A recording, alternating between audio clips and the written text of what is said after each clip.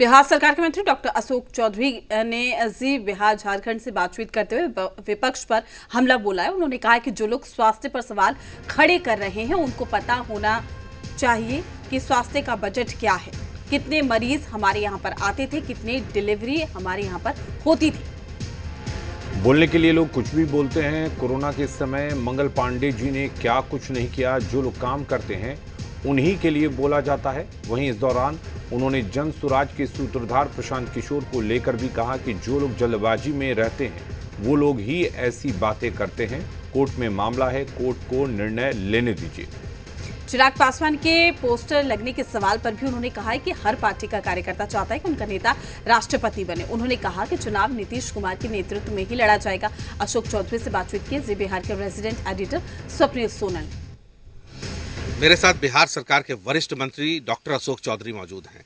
मेरा पहला सवाल तो ये है कि आपकी सरकार है, आप लंबे समय से आप लोग यहाँ बीजेपी के साथ चल रहे हैं। कांग्रेस और आरजेडी बहुत हमलावर है, कह रही है कि स्वास्थ्य में भीषण भ्रष्टाचार है और इसके कारण कई जगह जो है लूपहोल्स है और लोग परेशान हो रहे हैं। अच्छा, ऐसा है कि आप स्वास्थ्य का बजट क्या था?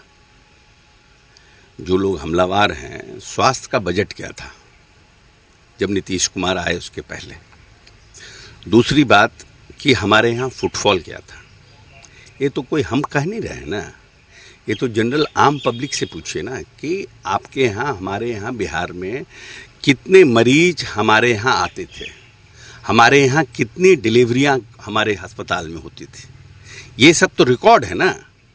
मंगल पांडे जी कोरोना में बोलने के लिए तो देखिए, ऐसा है कि जो लोग रहता है उसी के बारे में बोला जाता है।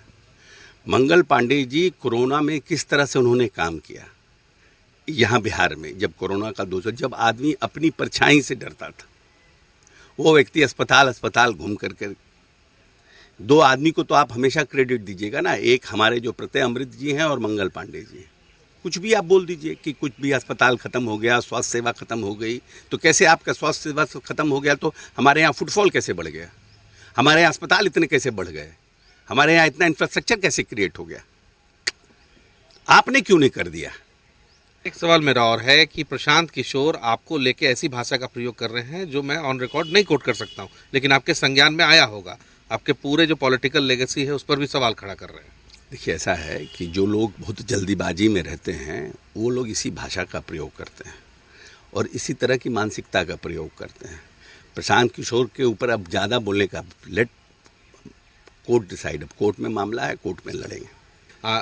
आप ही के एक संगठन के जो लीडर हैं उनका पोस्टर जगह जगह लग जा रहा है कि ये भी एक कैंडिडेट हो सकते हैं चेहरे के तौर पर। हालांकि दिलीप जायसवाल ने कहा है कि ये सर्वमान्य है कि नीतीश कुमार के नेतृत्व में चुनाव लड़ रहे हैं, लेकिन एक अलायंस के पार्टी के कार्यकर्ता पोस्टर लगा रहे हैं कि वो भी सीएम कैंडिडेट हो सकते हैं। अरे भाई, हर एक पॉलिटिकल पार्टी अपने नेता के बारे में चाहता है कि वो देश का राष्ट्रपति हो जाए, अमेरिका का राष्ट्रपति हो जाए, तो उसको क्या करिएगा? सब कोई का अपनी अपनी इच्छा होती है, लेकिन चुनाव नीतीश जी के नेतृत्व में लड़ा जाएगा और नीतीश जी ही अगले मुख्यमंत्री बनेंगे। शुक्रिया।